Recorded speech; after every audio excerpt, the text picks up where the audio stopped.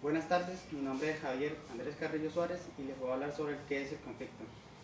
El conflicto es el proceso de enfrentamiento entre dos o más partes ocasionadas por un choque de interés, valores o acciones o direcciones. Es una construcción social propia del ser humano.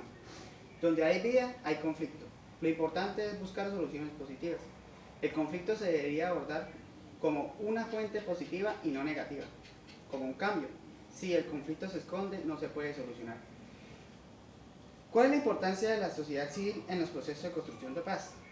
El papel de la sociedad civil es la clave en los procesos de construcción de paz, ya que el impacto social es grande debido a tanta vulneración en momentos de guerra, muertes violentas, violación, entre otros.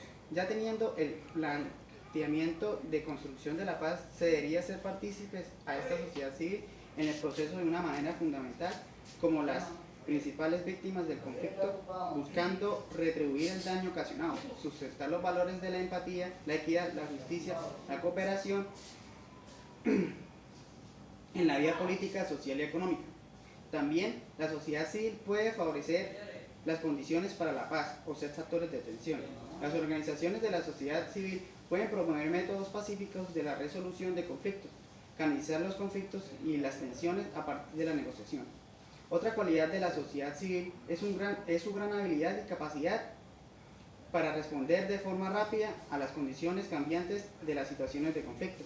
Por ello, la participación de la sociedad civil en los procesos de negociación es un aspecto fundamental para lo que se requiere una sociedad civil fuerte, libre y comprometida con gran capacidad organizativa que abra espacios de esperanza con los diferentes actores que se consideren elementos claves para las discusiones de la paz. ¿Cuál es el futuro del conflicto armado en Colombia y en qué puede ayudar a la comunidad internacional?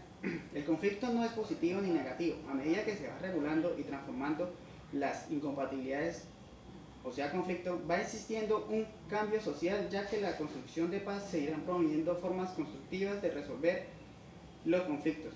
Siendo así, y para un futuro, los conflictos armados se irán erradicando y transformando, analizando sus raíces y causas y definiendo estrategias para intervenir cuando la escalada de tensión puede ocasionar guerra, abordando conflictos actuales que tienen sus raíces en desigualdades y agrarios. Se deben desarrollar y estrategias en el medio y largo plazo que permitan que las tensiones existentes se resuelvan a partir de la negociación y los mecanismos de alerta temprana. La prevención de estos conflictos ayuda a la comunidad internacional adoptando una política global, construyendo la paz, protegiendo así los derechos humanos y el derecho internacional humanitario, creando un nuevo entorno de seguridad. ¿Qué impacto ha tenido el conflicto armado en Colombia a nivel personal, local y nacional? Impacto del conflicto armado a nivel personal. Teniendo en cuenta que el conflicto existe las víctimas activas y las pasivas, considerándome una víctima pasiva de una u otra forma, afecta pensar la realidad y ver cómo se les ha violado los derechos humanos a tantas víctimas y cómo han pasado por encima de tantos niños y niñas que han recibido una de las mayores afectaciones. El impacto a nivel local. Desafortunadamente nuestra región se ha convertido en una zona roja debido a tantos lugares donde existen concentración de grupos armados al margen de la ley, ocasionando un narcotráfico, daños en los recursos naturales y apoderamiento del territorio, lo que afecta a lo normal desarrollo del departamento. El impacto a nivel nacional ha dejado una sociedad rota y destruidas, marcados por la cultura de la violencia. No solo el número de víctimas muy elevado, sino la guerra provoca también un número importante de refugiados y desplazados internos. Más que una guerra, lo consideramos como un conflicto social afectando la política, el Estado y la ley de convivencia. ¿Por qué a lo largo de la historia los conflictos han sido una de las fuerzas motivadoras al cambio social?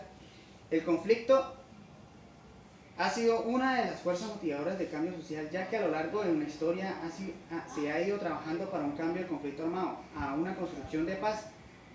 A una construcción de paz, esto implica la reparación integral a la sociedad por cada uno de los daños causados y cada uno de los derechos vulnerados, y es así que poco a poco podemos cambiar el pensamiento de guerras, de muertes, de sufrimientos, a un pensamiento de libertad, de paz y convivencia ciudadana.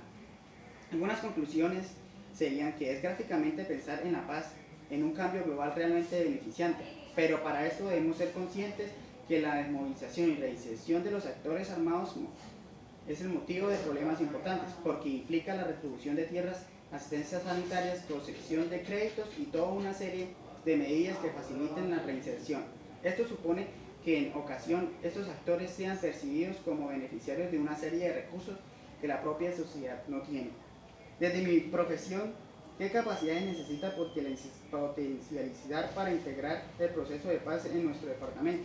Desde mi profesión, como una persona en formación del área de ingeniería industrial, debo meterme más en la problemática que existe en mi departamento, entendiendo qué es lo que realmente sucede y cómo puedo yo colaborar en este proceso de paz. Y así ayudar a los agentes que luchan cada día por poder lograr la paz, dando métodos satisfactorios para ellos. Gracias.